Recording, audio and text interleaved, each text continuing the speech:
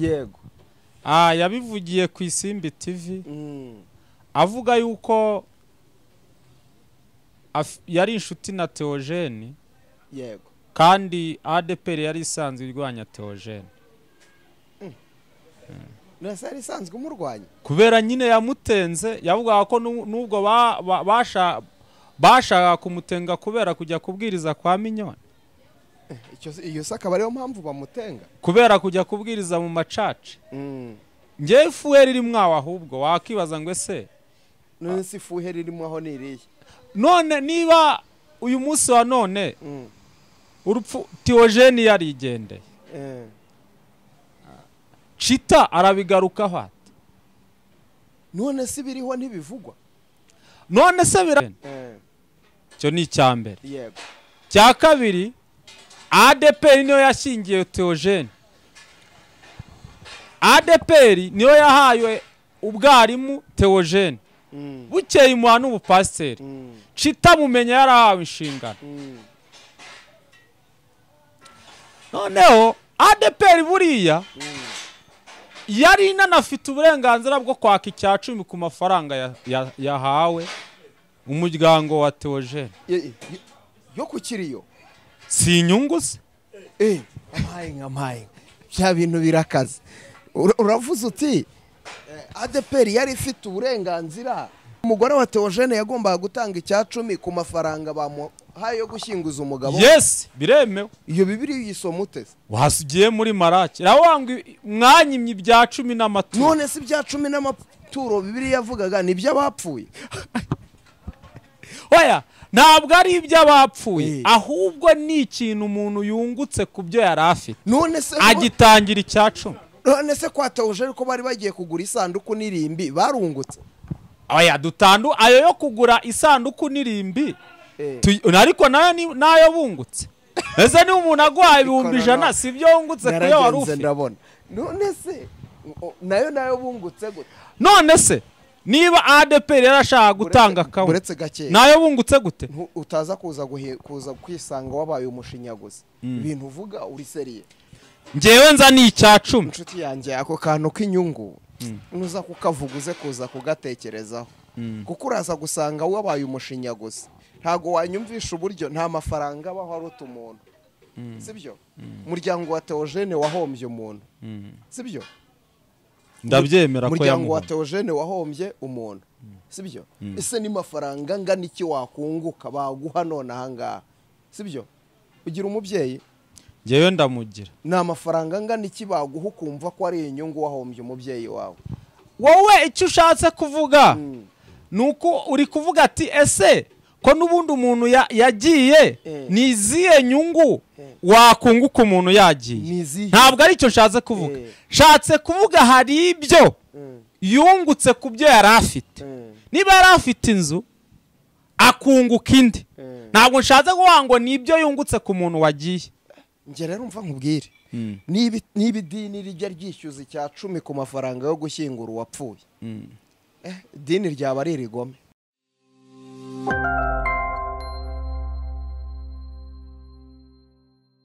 reka ntangire ngusuhuza nkwifuriza amahoro y'Imana uje kubana natwe kuboko kwiza kw'Imana nikuboneke kuri wowe mugisha w'Imana ukomeze kukomaho kandi ineza y'Imana ikomeze kugaragara kuri wowe uje kubana natwe ari ubwa mbere kuri iyi cano nuhabwa umugisha n'Imana kuboko kwiza kw'Imana kukubonekeho inzira zawe zose Imana izikingure kuri wowe utameze neza reka nkubwire ngo komera witeka ni muzima ashobora byose uyu munsi biba byanze ariko ejo birakunda niko ubuzima bugenda humura bizashira mbere ya kamera turi kumwe n'umugabo w'Imana Thomas amahoro Thomas amahoro urakomeye ndakomeye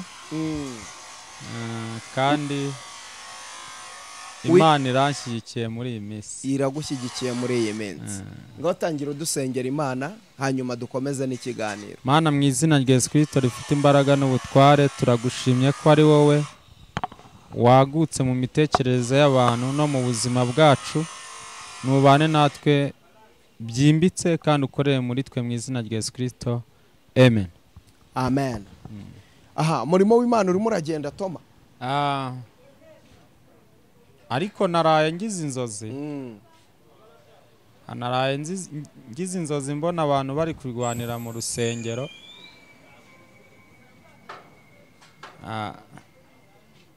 barwanira mu rusengero. sinzi niba ari abahawe amatitire batayakwiye. Bahawe amatitire batayakwiye. Wabonaga barwana mu buhe buryo? Bapfaga inyungu. Bapfaga inyungu. Inyungu. Umwe yavuga ati aya n'ayanjye, undi avuga ati aya n'ayanjye. Ubwo rwari uruhe rusengero? Ntabwo nabonye handitseho izina, ariko nabonaga ari mu rusengero kuko amaturo aboneka mu rusengero. Amaturo aboneka mu rusengero. Ubwo wose umurimo wa Satani? Ni umurimo wa Satani n'undi yari asanzwe akora, kuko uyu munsi wa none hari ibintu njya mbona nkabona biri gushyira imirimo ya Satani itarerura. Niba pasiteri yaremeye kugurana uruhimbi n'umuntu utanga ubuhamya cyangwa ushima Imana, cyangwa n'umuririmbyi wakicarira mu bakristo, umva ni hatari. None Toma, muri ADEPR umurimo w'Imana muri kuwukora muti? Uyu munsi wa none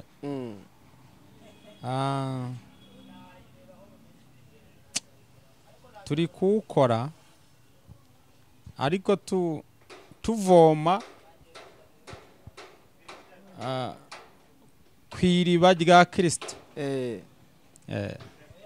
Muri kuwukora ariko muvoma ku iriba rya Kristo. Ubwo bishatse kuvuga iki? Bishatse kuvuga ko turi mu rwuri rwa Kristo, twinjiye mu marembo. Haracyari Rehoboti cyangwa habaye Isitina? Aya Rehoboti, aho ngaho hari abandi bahavoma uvuze, aho sinanahazi. Ariko kuba turi mu rwuri rwa Kristo ntibishatse kuvuga ko hari n'abandi bantu bari inyuma batari mu rwuri, babandi baragirira ibihembo. Yesu yarabavuze mu butumwa bwiza bwa Yesu Kristo uko bwanditswe na Yohana igice cya 10. Aravuga ati abo bantu baragirira ibihembo. Abo bantu baragirira ibihembo. Aha, ariko buriya ntabwo ujya uhura n'abantu bakubwira bati ibyo bintu uvuga, akabaho abantu baba bagutera ubwoba ngo ureke kuvuga ibintu, kuko akenshi nkunda kukumva wibasira abashumba baragirira ibihembo. Aya ntabwo ari ukwibasira abashumba. Iryo ni ijambo riri muri Bibiliya, ahubwo nyine none se niba ari ryo riri muri Bibiliya niryo uzi ryonyine? Se niryo ryanditsemo ryonyine? Yanditsemo menshi, ariko iryo ngiryo niryo rijyanye n'uwo ndiwe.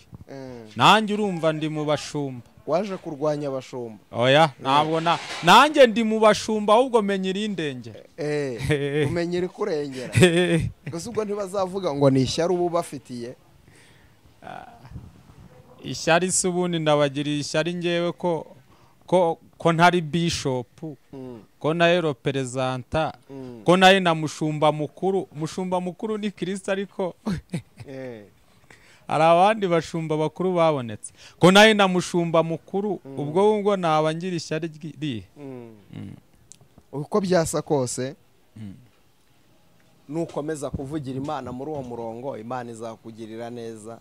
Iyo ihagararanye nawe ngira ngo iragufasha. Yes. Uyu munsi rero naje kuri kamera, ariko nje gukura abantu mw'urujijo. Mu rujijo? Mfite umwuka w'Imana wifuye. Ufite umwuka w'Imana wifuye? Eliya ageze mu mugwa cyaye mu mujyi, aravuga ati ntabwo ibi ari uko bikorwa.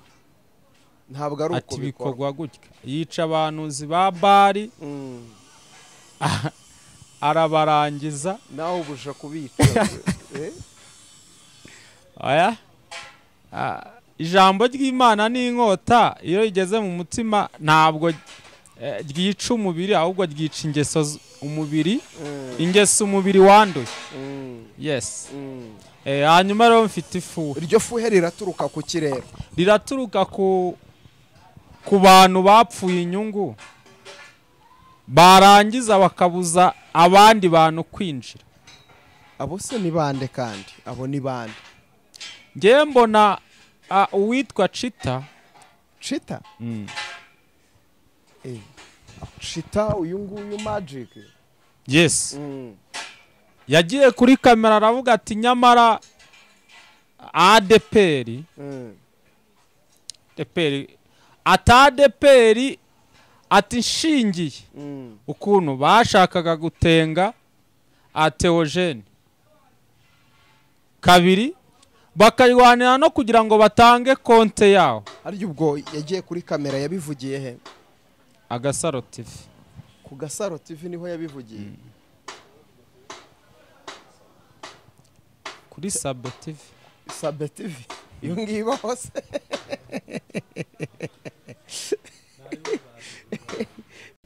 Yego. Yabivugiye ku Isimbi TV. Avuga yuko yari inshuti na Theogene. Yego. Kandi ADEPR yari isanzwe irwanya Theogene. Nasa yari isanzwe umurwanya. Kubera nyine yamutenze yavuga ko nubwo bashaka kumutenga kubera kujya kubwiriza kwa Minyoni. Iyo saka bariyo mpamvu bamutenga. Kubera kujya kubwiriza mu macaca. Ngiye ifuhe ririmo aho ahubwo wakibaza ngo ese none si ifuhe ririmo aho niriye. None niba uyu munsi wa none urupfu Theogene yarigendeye. Chita arabigarukaho ati none si biriho ntibivugwa. None se biracyariho cyaye byarashize. Ahubwo bese nta bandi bameze nka Theogene bakiriho bashobora kuba baza wenda niba babuzwa kujya kubwirizwa mu macaci mu kubwiriza mu macaca akaba yabavuganira. Ahubwo buriya ADEPR ngewe ndayishinjura. Ibyo Chita yishinja ngenda bishinjura. Urabishinjuye? Kuba ngo waje kuburanira ADEPR. Hoya nta nubwo ari ukuyiburana n'ukuvuga ibiriho. Ibiri ngaho tubwiye ADEPR niyo yabatije Pastor Theogene. Cyo ni cyambere. Yego. Cya kabiri ADEPR niyo yashingiye Theogene. ADEPR niyo yahaye ubwarimu Theogene. Bukeye imuha n'ubupasiteri. Chita mumenya yarahawe inshingano. Noneho ADEPR buriya yari inanafite uburenganzira bwo kwaka icya 10 ku mafaranga yahawe umuryango wa Theogene. Yo kukiriyo si inyungu se. Amaye bya bintu birakaze. Uravuze uti ADEPR yari ifite uburenganzira bwo kwaka icya 10 ku mafaranga. Bibiri ivuga yuko ibintu byose wungutse utangayo icya 10. Nukuvuga ngo umugore wa Theogene yagombaga gutanga icya 10 ku mafaranga bamuhaye yo gushyinguza umugabo. Yes, biremewe. Iyo Bibiri yisoma utese. Wasugiye muri Maraki. Rawanga mwanyimye ibya 10 n'amaturo. None si ibya 10 n'amaturo Bibiri yavugaga ni by'abapfuye. Oya ntabwo ari iby'abapfuye ahubwo ni ikintu umuntu yungutse ku byo yari afite. None se agitangira icya 10. None se kwa Theogene ko bari bagiye kugura isanduku n'irimbi barungutse. Oya dutandu ayo yo kugura isanduku n'irimbi. Ariko nayo bungutse. Ese ni umuntu agwaye 100 sibyo wungutse kuyo wari ufite. None se nayo bungutse gute?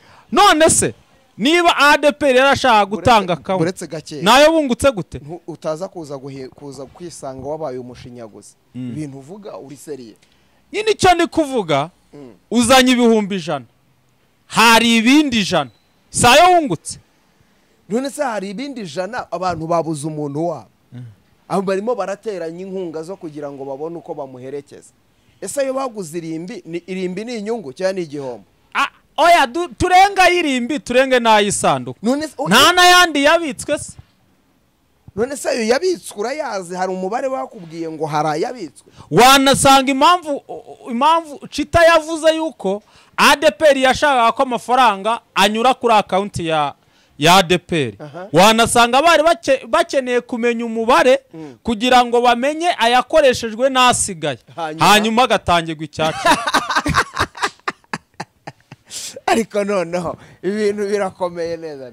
Uvuga ngo ADEPR impamvu yashaka amafaranga anyura kuri akawunti yayo kwari ukugira ngo imenye umubare. Niba bivugwa ko bashaka ko anyura kuri akawunti ya ADEPR, wanasanga barashaka kumenya umubare winjiye bamenye nari butangirwa icyacu. Ari butangirwa icyacu. Ruvuga ngo niwo mubare wari uhari. Noneho Chita wagashaka ngo anyure kuri konti ye gute? None se Chita nawe nk'umuntu w'umunyamakuru wari uzwi kandi wari usanzwe ukorana na Theogene, inyungu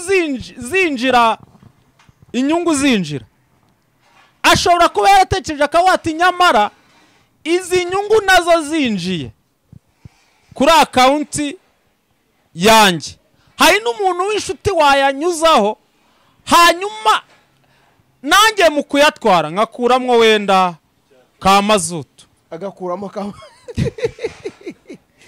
ngo Chita nawe yashakaga ka mazutu. None se ADEPR gashaka iki? Niba bivugwa ko Chita avuga ati ntabwo byari bashatse kwitambika ngo anyure kuri konte, hanyuma Chita nawe ati ntabwo byari bikwiriye kugenda gutyo, ngewe nanjye ndahamya yuko abo bose ntibari bakwiye kubizamo ngo babirwaniremo. Amafaranga yari afite aho agomba kunyuzwa. Noneho urumva ADEPR yashakaga icya10, Chita nawe agashaka ka mazutu. Noneho uri gushaka iki? Ngewe ifuwe mfite niryo kuvuga se kuki aba bantu bari gupfa uyu muntu aho nta nyungu bari babifitemo, sitari ivugabutumwa nk'uko uru rupfu rwa Theogene rwakagombye kubivugabutumwa. None nanjye ikibazo nibaza, niba barimo barapfa uwo muntu ukavuga uti ntago bari bakwiye kumupfa, none we kuki uri kubizana utabiretse ngo bigende? Wowe urashaka izihe nyungu? Ngewe mpamvu nabiretse ngo bigende, ndashaka inyungu z'umuntu neza amatwi. Wowe neza amatwi biriya byima amatwi ntibiguhabure ngo bigukure mu murongo, kuko hari abantu bumva mwene izi nkuru bakiri abana mu bijyanye n'agakiza bikabakura mu murongo wo kwizera Kristo, ugasanga bakoremwa n'ibyaha n'abandi banzi yobokamana kubera izi nkuru ziri kuvuga nabi uru rupfu rwa Theogene. Ubwo ugiye kuvuga ngo abari kubivuga bafite abadayimoni? Abari kubivuga bari mu mubiri, bari mu mubiri. Ukuvuga ngo ari ADEPR na Chita bose bari mu mubiri. ADEPR biragaragara ko nta kintu yo yabivuzeho, kandi wumva ariyo yahombye icya10. Birashoboka, ubwo birashoboka ubwo ko umugore wa Theogene ashobora kuba ari mide na ADEPR ry'icya10. Ahubwo se wowe wabwirwa n'iki ku cya10 atagitanze? Kamva kandi niba uyu munsi wa none Pasiteri Theogene yari umupasiteri muri ADEPR, kandi umudamu wa Theogene nawe yari umukristo, wabwirwa n'iki ko watanibwirije ngo agitange? Akagenda akavuga ati hari ibintu nungutse muri iyi minsi ngewe nza ni icya10. Inshuti yanjye ako kantu k'inyungu nuza kukavuguze kuza kugatekerezaho, kuko uraza gusanga wabaye umushinyaguzi, ntago wanyumvisha uburyo nta mafaranga abaho aruta umuntu, sibyo? Umuryango wa Theogene wahombye umuntu, sibyo? Ndabyemera ko umuryango wa Theogene wahombye umuntu, sibyo? Ese ni mafaranga ngana iki wakunguka baguha none ahangaha, sibyo? Ugira umubyeyi, ngewe ndamugira, nta mafaranga ngana iki baguha ukumva ko ari inyungu wahombye umubyeyi wawe? Wowe icyo ushatse kuvuga nuko uri kuvuga ati ese ko n'ubundi umuntu yagiye niziye nyungu wakunguka umuntu yagiye? Ntabwo ari cyo nshatse kuvuga. Nshatse kuvuga hari ibyo yungutse ku byo yari afite. Niba yari afite inzu akunguka indi, ntabwo nshatse kuvuga ngo nibyo yungutse ku muntu wagiye. Nge rero umva nkubwire, niba idini rijya ryishyuza icya 10 ku mafaranga yo gushyingura uwapfuye, idini ryaba ari irigome. Oya, ryaba ari irigome, ntabwo nkubeshye. Ntaho bigaragara idini ryishyuje, ariko hari aho bigaragara harimo amakimbirane yuko idini ryishyuje ko amafaranga anyura kuri konti. Ariko ubundi dusobanurire icya 10 ubundi ni ikihe kintu umuntu akwiriye, ni ibihe bintu umuntu akwiriye gutangira icya 10? Ngewe dusobanurire icya 10 neza ubundi tucyumve, ni ibihe bintu umuntu akwiriye gutangira icya 10? Icya 10 kiri mu bice bitatu. Hari icya 10 kiva mu itangiriro, hanyuma kiriya cya 10 cyo mu itangiriro ni icyo umuntu yatangaga ari ibyo afite ako kanya. Wagiraga 5 ugatanga 500 ibyo ufite ako kanya. Noneho hakaba n'icya 10 uhereye mu kuva ukagera mu butumwa bwiza bwa Yesu Kristo ko bwanditswe na Matayo. Kiriya cya 10 ni icya 10 watangaga ariko ugishiriye abantu baba ku rusengero batagira aho bava. Umuryango w'abarewe babaga ku rusengero, ari naho bakuragamwe abo bita abatambyi bashinzwe gutambirira cyangwa se gufata ibyaha byawe bakabyakirana n'igitambo, hanyuma wowe ukabibabarirwa. Ntabwo wagendaga ngo ujyane ibyaha byawe gusa, wajyanaga n'igitambo hanyuma ukabibabarirwa ugataha. Ubwo n'uyu munsi umuntu bakwiye kubizana kandi kujya gusobanurira. Hanyuma icya 10 none icyo ni icya 10 cy'ibyo wungutse. Niba waracuje ukunguka, niba warahinze ukunguka, wajyanaga icya 10. Noneho icya 10 uhereye mu butumwa bwiza bwa Yesu Kristo ukagera uko bwanditswe na Matayo ukagera mu byahishuwe, ubona hari aho bihinduka. Yesu avugi we ntabwo yaravuze ngo hari abantu batanga icya 10 bakagisimbuza icyo bakagombye gufashisha bene wabo, ise cyangwa nyina. Hanyuma bakagera nubwo batanga icya 10 cy'isogi kugira ngo bashimishe abantu. Mu yandi magambo, iyo ubona Yesu Kristo avuga ubutumwa, yaganishaga ku mitima y'abantu n'urukundo rwakonje kandi bya 10 bitangwa, hanyuma ashaka kuvuga yuko icya 10 bitakiri itegeko umuntu agomba kubahiriza, ahubwo abantu benshi, ahubwo abatambyi bari gufata umuzigo nabo badashoboye bakawugereka ku bantu. Mu by'ukuri ushobora gusanga pasiteri nawe adatanga icya 10 ariko afata umuzigo adashoboye akawugereka ku bantu. Rero icya 10 mu isezerano rishya birasa naho ari agahato k'abantu, atari ibyo Kristo ari gutoza abantu be. Ni ukuvuga ngo ku giti cyawe se icyo cya 10 uvuga ngo ADEPR yagombaga kwishyuza kwa Theogene kirakwiye cyangwa ntigikwiye? Ku giti cyanjye icya 10 bagombaga kwishyuza kwa Theogene ntabwo gikwiye. Ariko se ubundi nyirizina urabizi ko ADEPR yagishakaga? Ntabwo mbizi, ahubwo ndi gusesengura kuri biravugwa ya isimbi. Ariko ntekereza ko mu byo Chita yavuze ku isimbi atigeze avuga ibyo cy'icya 10. We yavuze ko ADEPR yashakaga ko amafaranga anyuzwa kuri account. Nanjye ndi gusesengura nibaza kuki ADEPR yashaka ko anyuzwa kuri account yabo, kandi hari umudamu n'umuryango wa Theogene bashakaga iki mwaho nga? Niziye nyungu bashakaga? Ubirebye neza nk'umusesenguzi w'umuhanga usanga ari icya 10 bashakaga. Birebye neza nkasesengura ndavuga ati ubwo wenda ubwo niba barashaka ko anyura kuri account yabo bashakaga no kureba yinjira bakamenya n'icya 10 baza gufata. ni ukuvuga ngo ni uko byagenze, ni uko mbisesengura njye, ni uko nguko byanzura. oya ntabwo ari uko mbyanzura, ahubwo ni uko nsesengura biramutse ibivugwa ari byo baba barashakaga iki. Ese Chita we ari kubivuga nk'uwashakaga iki muri ayo mafaranga ataranyuze kuri akawunti ya ADEPR? Ari kubivuga nk'uwashakaga iki muri ibyo byose? Abivuga nk'inshuti ya Theogene, nk'inshuti ya Theogene. None se Theogene yaba ari inshuti ya Chita kurusha uko yaba ari inshuti ya Izayi? Izayi uhe? Izayi uhagarariye ADEPR. Reka none se ubwo watangiye utubwira ko bari baramutenze?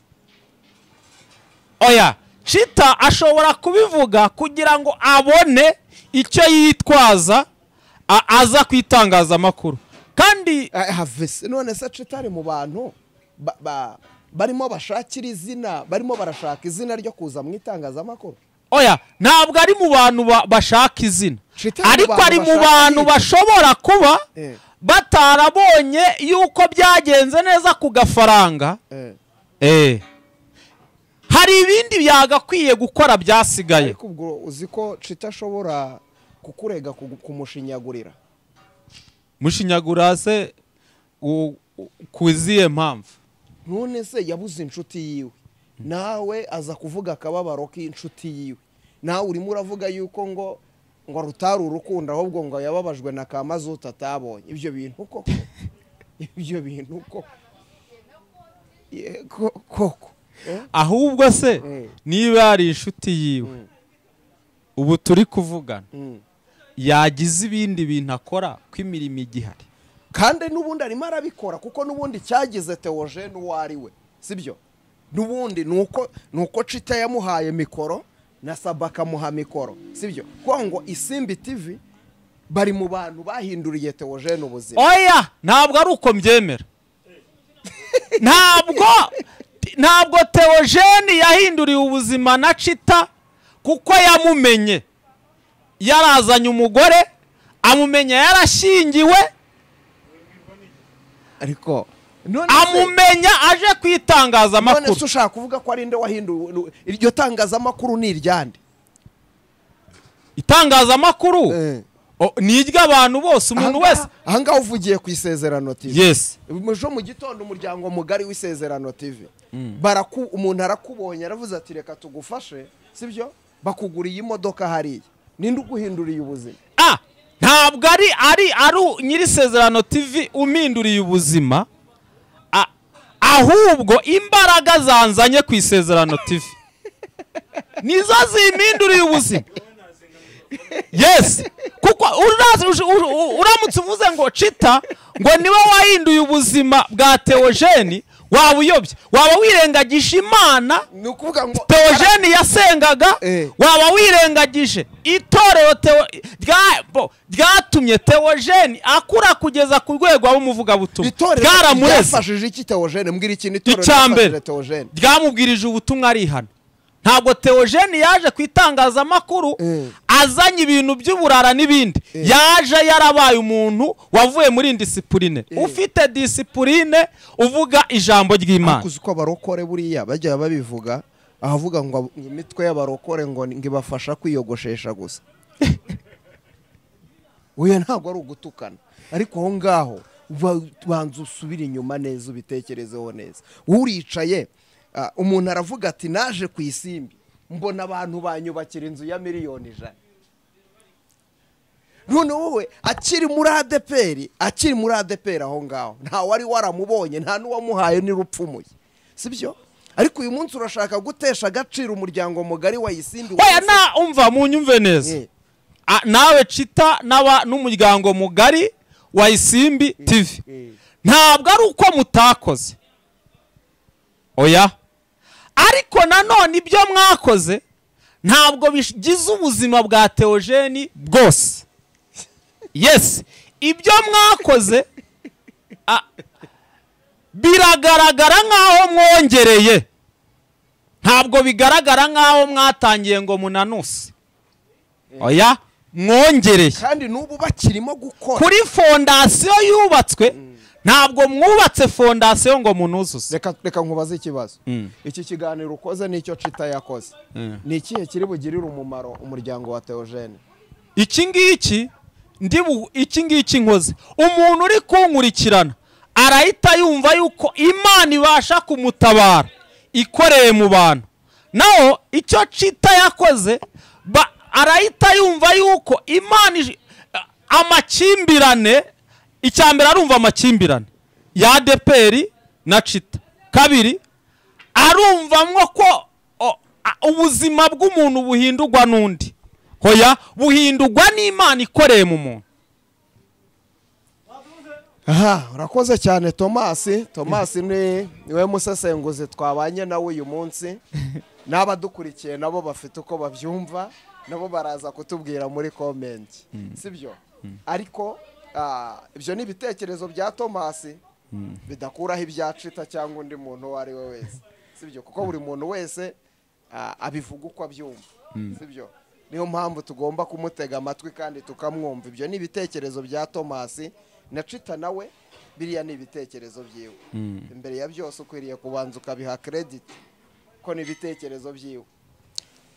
Yes, ni ibitekerezo byiwe. Kandi na ADEPR nayo ukwiriye nayo kuyiha credit kuko nayo kuvuga ngo amafaranga anyuzwe kuri konte yayo ifite uko yabibonaga, kuko nkuko wabivuze Theogene bamubonaga nk'umwana.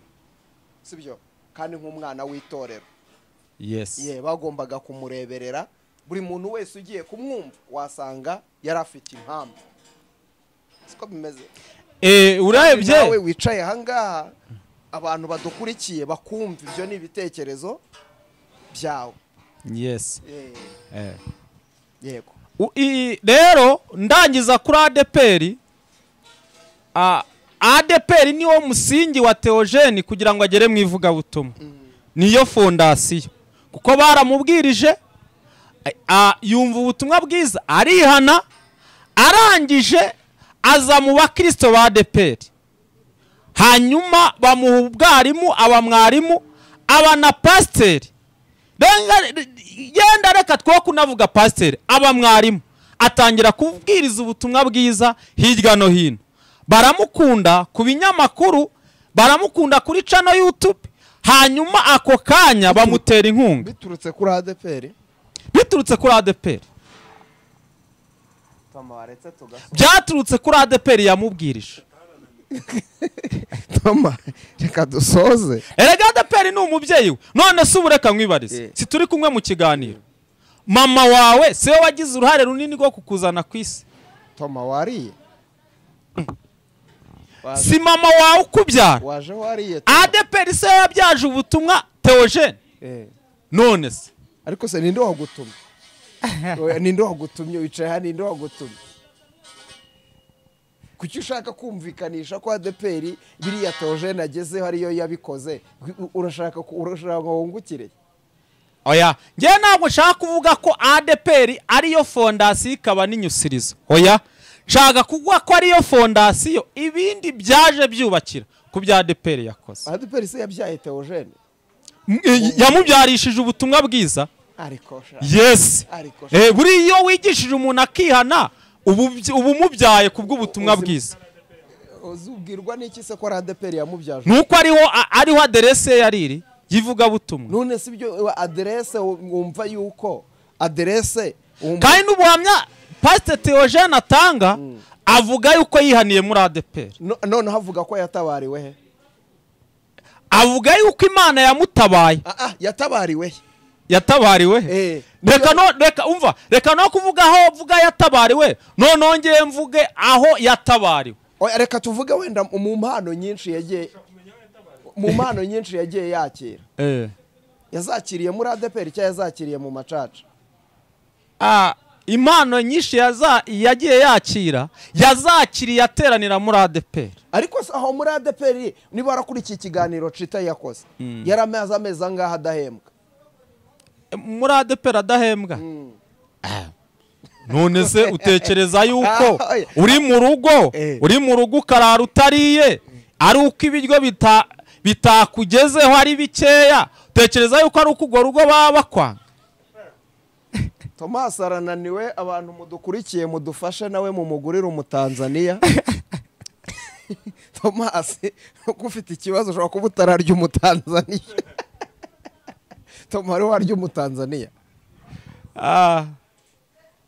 Urebye sindawurya hose uwo nyeneye kurya, ariko nakuyeho gake gake nka kakandi gatakaye ko narakariye.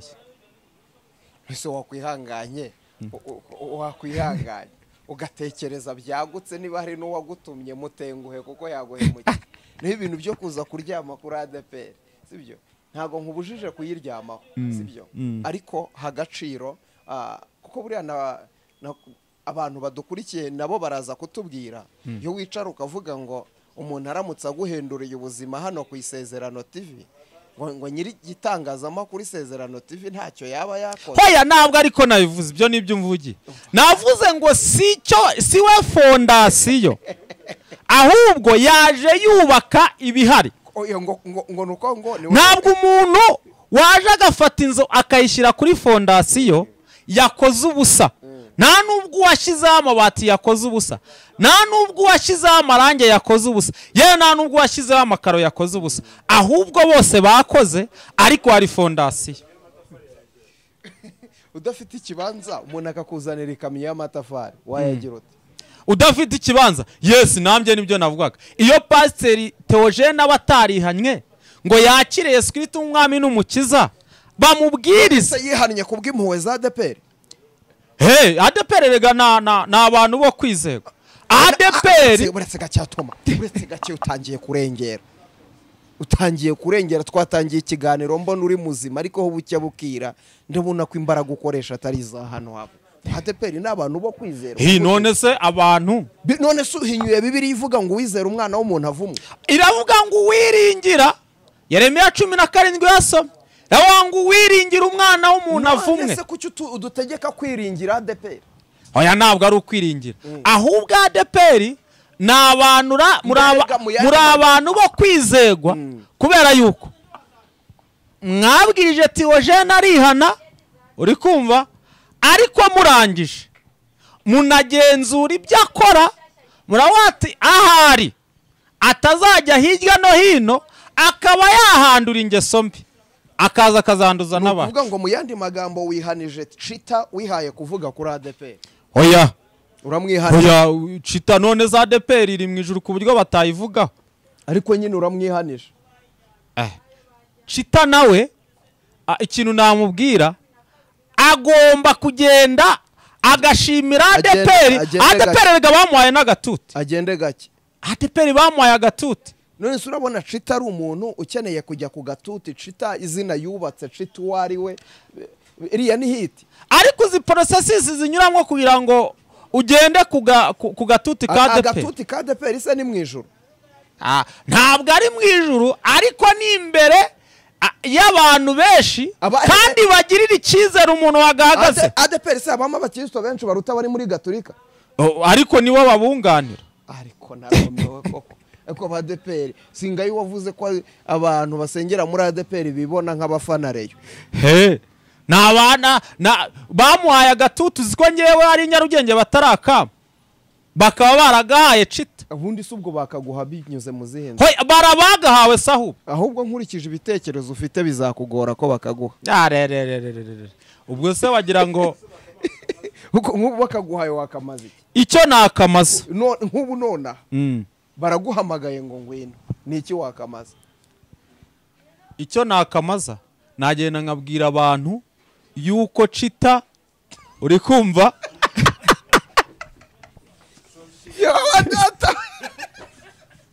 yuko Chita, uri kumva, yaguhaye ruswa ngo umuvuganire, uri kumva, hanyuma ndege kuvuganira ADEPR kandi ariyo yabyaje ubutumwa Theogene. Abantu mwe nakoze ibiganiro byinshi, iki cyo ngisoreja, murakoze, Imana ibarinde. Nawe wakoze Toma, Imana iguha umugisha. Nimero zawe turazishyiraho baze kuguhamagara. Sawa.